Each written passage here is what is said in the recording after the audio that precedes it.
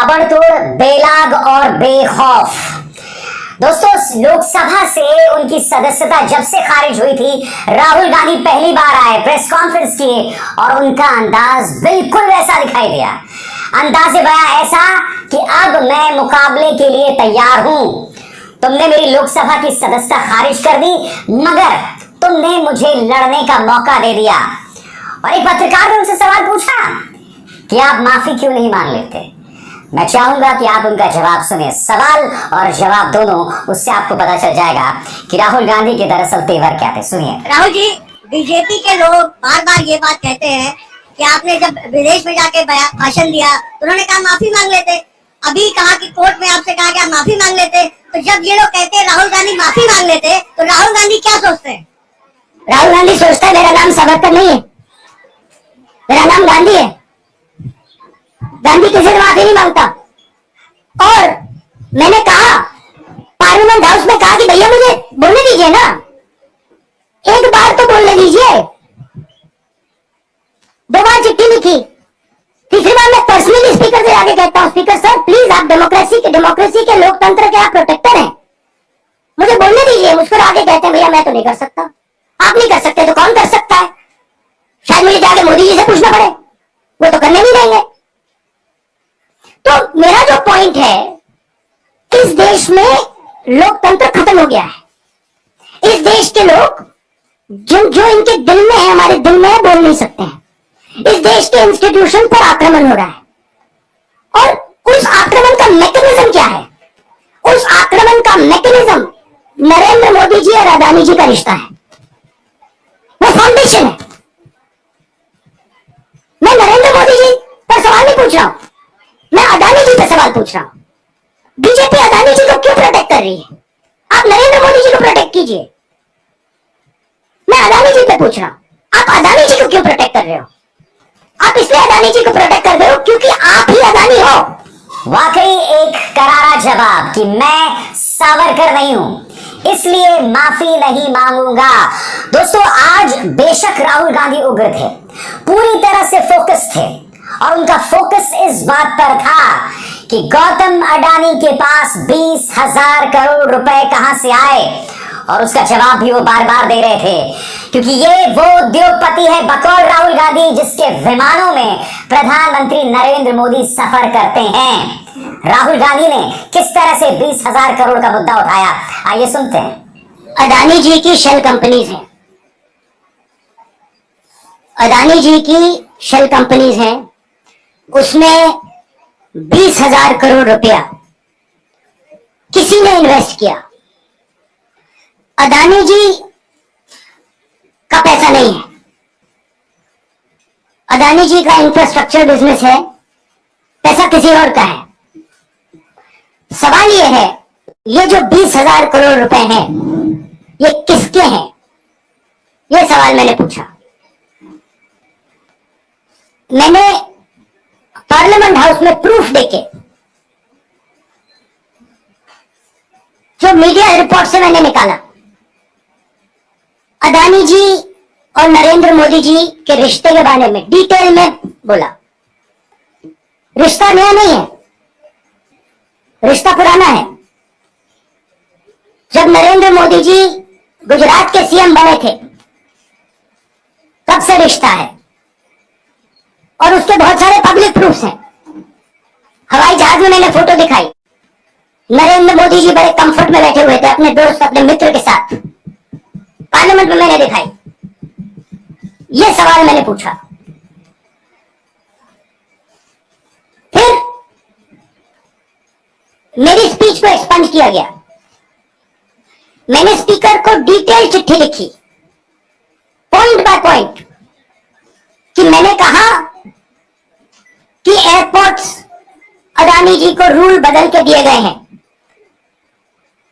ये लीजिए रूल की कॉपी, उसको बदला गया है। चिट्ठी लिखी, कोई फर्क नहीं पड़ा। राहुल गांधी इस बात को लेकर भी नाराज थे कि लंदन और कैम्ब्रिज में जो उन्होंने बात कही, मीडिया और भारतीय जनता पार्टी के नेताओं ने तोड़ मरोड़ कर पेश किया। और ये हो भी रहा है, क्योंकि आप जानते हैं, चाहे राजनाथ सिंह हो, पीयूष गोयल हो, स्मृति ईरानी हो, अनुराग ठाकुर हो, संबित संबित पात्रा हो, जेपी नड्डा हो, सब एक ही गलत बयानी कर रहे हैं कि राहुल गांधी ने अमेरिका, ब्रिटेन, यूरोपीय देशों को भारत में लोकतंत्र में दखल देने की बात कही। वो बात मैं आपसे बार बार कह रहा हूं कि वो राहुल गांधी का जो बयान है उसे सामने रखा जाए कि क्या वाकई राहुल गांधी ने ऐसा कहा। राहुल गांधी ने पहली बार इस मुद्दे पर अपनी बात जो रखी है, मैं चाहूंगा आप लोग सुने आपके स्क्रीन पर।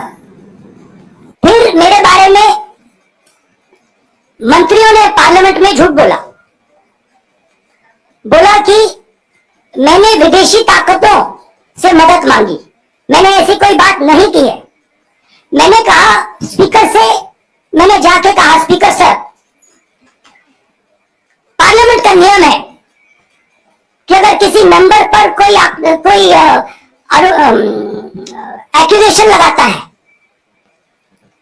तो उस मेंबर को जवाब देने का हक होता है। मैंने एक चिट्ठी लिखी, उस चिट्ठी का जवाब नहीं आया। दूसरी चिट्ठी लिखी, उस चिट्ठी का जवाब नहीं आया। फिर मैं स्पीकर के चैम्बर में गया। मैंने स्पीकर सर से कहा, स्पीकर सर ये कानून है, ये रूल है, इन्होंने झूठा आरोप लगाया है, मुझे आप बोलने क्यों नहीं दे रहे हैं। स्पीकर सर मुस्कुराते हैं, कहते मैं नहीं कर सकता। और फिर उसके बाद आपने सबने देखा क्या हुआ। सवाल पूछना मैं बंद नहीं करूंगा। नरेंद्र मोदी जी का अदानी के साथ क्या रिश्ता है और 20,000 करोड़ रुपए किसके हैं, मैं पूछता जाऊंगा। मुझे कोई डर नहीं लगता इन लोगों से। और अगर ये सोचें कि मुझे डिस्क्वालीफाई करके, धमका के, जेल में डाल के मुझे बंद कर सकते, नहीं, मेरी वो हिस्ट्री नहीं है। मैं हिंदुस्तान के लोकतंत्र के लिए लड़ रहा हूं और मैं हिंदुस्तान के लोकतंत्र के लिए लड़ता रहूंगा, किसी चीज से नहीं डरता हूं। पत्रकारों ने उनसे यह भी पूछा कि भारतीय जनता पार्टी अब इस राजनीति में ओबीसी समुदाय को लाना चाहती है, क्योंकि उनका कहना था कि जो मुकदमा किया गया है वो इस बात को लेकर किया गया है कि राहुल गांधी ने मोदी सरनेम का अपमान किया और बीजेपी इसे ओबीसी से जोड़कर देख रही है। राहुल गांधी ने साफ तौर पर कहा कि आप भारत जोड़ो यात्रा के मेरे तमाम भाषणों को देख लें, क्या किसी भाषण में मैंने किसी समुदाय पर हमला किया? बकौल राहुल गांधी, मुद्दा और मकसद सिर्फ एक है कि किसी भी कीमत पर प्रधानमंत्री नरेंद्र मोदी के परम मित्र गौतम अडानी को बचाना है और 20,000 करोड़ का क्या राज है उसे छिपाना है। सुनिए उन्होंने क्या कहा। मैं पिछले भारत जोड़ो यात्रा में, आप मेरी कोई भी स्पीच देख लीजिए, मैं वहां कह रहा हूं सब समाज एक है, सबको एक साथ चलना चाहिए, भाईचारा होना चाहिए, नफरत नहीं होनी चाहिए, हिंसा नहीं होनी चाहिए। तो मेरी पोजीशन बिल्कुल क्लियर है। ये ओबीसी का मामला नहीं है, ये नरेंद्र मोदी जी और अडानी जी के रिश्ते का मामला है। 20,000 करोड़ रुपए जो अडानी जी को पता नहीं कहां से मिले, उसके बारे में मैं सवाल पूछ रहा हूं और उसका जवाब चाहिए।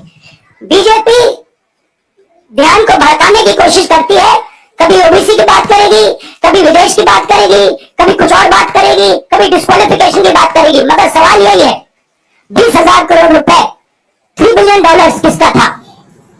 और वो अडानी का पैसा नहीं हो सकता। राहुल गांधी लगातार कह रहे थे कि प्रधानमंत्री बुरी तरह से बौखला गए हैं, पैनिक रिएक्शन है। जो कदम उठाया गया है उसका परिणाम ये होने वाला है कि विपक्ष को एक बहुत जबरदस्त ताकत मिलने वाली है। और खुद राहुल गांधी ने कहा कि वो मुझे हमेशा के लिए डिस्क्वालीफाई कर दें, मुझ पर कोई फर्क नहीं पड़ने वाला। बकौल राहुल गांधी, मैं फिर भी लड़ाई लड़ता रहूंगा। उन्होंने कहा कि ये पैनिक रिएक्शन बता रहा है प्रधानमंत्री मोदी का, इससे विपक्ष के हाथ में हथियार मिला है। सुनिए उन्होंने क्या। मैडम आप लोकतंत्र को समझिए। ये जो पैनिक रिएक्शन इन्होंने किया है नरेंद्र मोदी जी ने, इससे सबसे ज्यादा फायदा मिलेगा विपक्ष को। ये इन्होंने हमें हथियार पकड़ा दिया है। ये आप बात समझिए।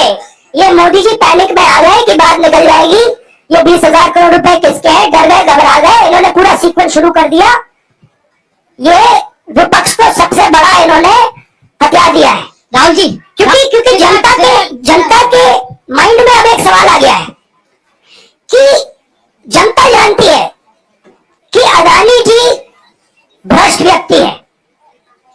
अब जनता के माइंड में यह सवाल उठा है कि इस भ्रष्ट व्यक्ति को हिंदुस्तान का प्रधानमंत्री क्यों बचा रहा है।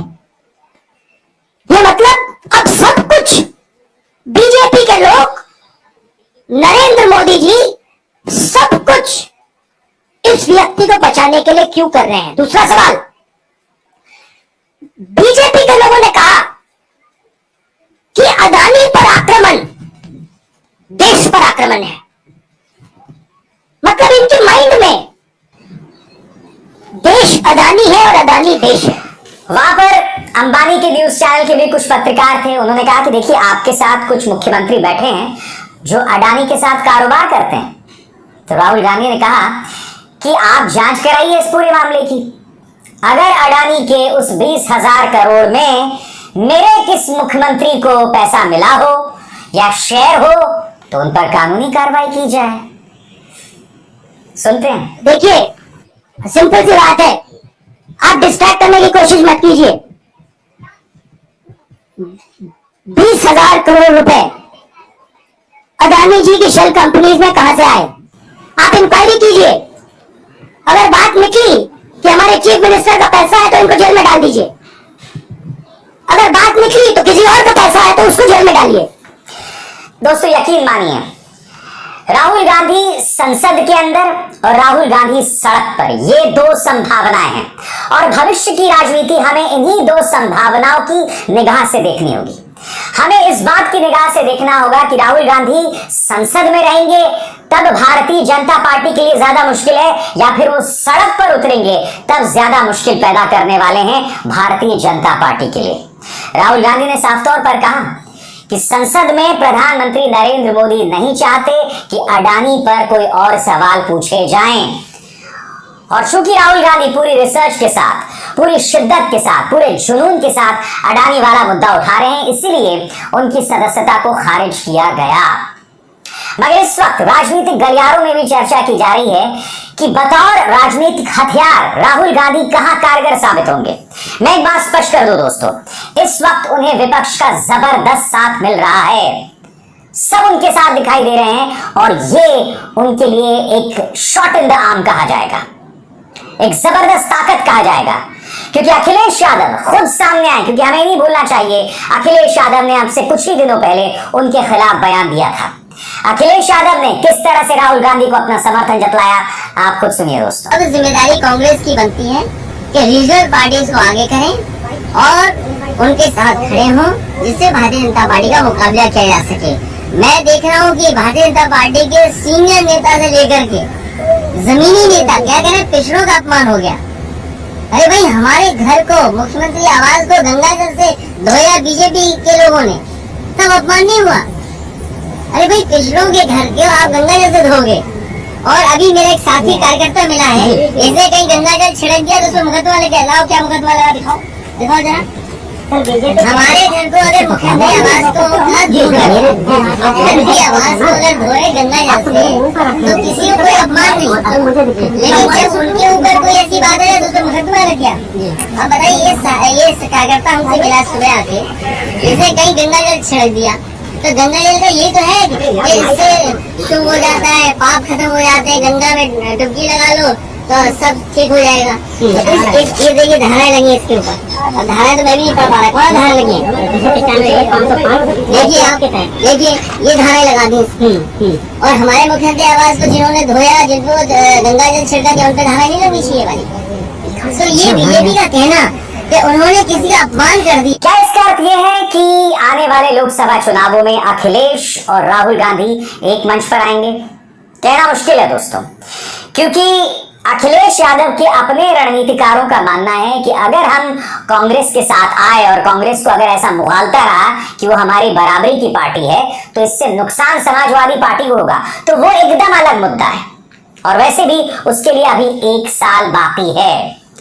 मगर यकीनन तमाम जो विपक्षी दल है वो इस बात को महसूस कर रहे हैं कि अलग अलग तरीकों से विपक्ष पर निशाना साधा जा रहा है, अलग अलग केसेस में उन्हें फंसाया जा रहा है। जांच एजेंसी की गाज सिर्फ और सिर्फ विपक्ष के नेताओं पर गिरती है, कभी भी सत्ता पक्ष पर नहीं गिरती। ऐसी ढेरों मिसालें हैं जो कल आपको याद होगा मैंने अपने कार्यक्रम में भी दी थी कि भारतीय जनता पार्टी के नेताओं के तमाम गुनाह माफ, उनके तमाम पाप माफ कर दिए जाते हैं, मगर जब विपक्ष की बात आती है तो उन्हें रौंद दिया जाता है। और विपक्ष इस बात को महसूस कर रहा है। राहुल गांधी के तेवरों से साफ है कि अब नहीं तो कभी नहीं।